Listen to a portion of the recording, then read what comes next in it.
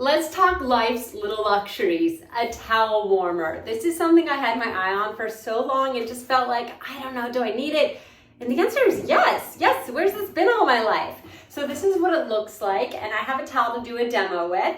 It's plugged into the wall. That's my only thing about this that would be a smidgy better would be if I had gotten the kind that doesn't have the plug, but you know what, it's not that big of a deal because you only plug it in when you're using it. All right, so this is the top. I love the way it looks. It's just like a really nice calming bucket. Here's your power button that turns it right on. It defaults to 15 minutes, but you can also set it to 30, 45, 60 minutes, and then back to 15. So once it's on, just take the lid off. Now, you could just have your towel when you get out of a shower like this, but how nice is it to have a warm towel?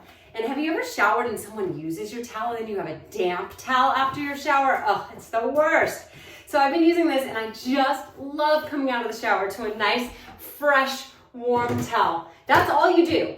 You literally put it in, you turn it on, you take your beautiful bath or shower, whatever you want to do, and when you get out, this is so nice and warm and ready for you to just wrap yourself up in luxury.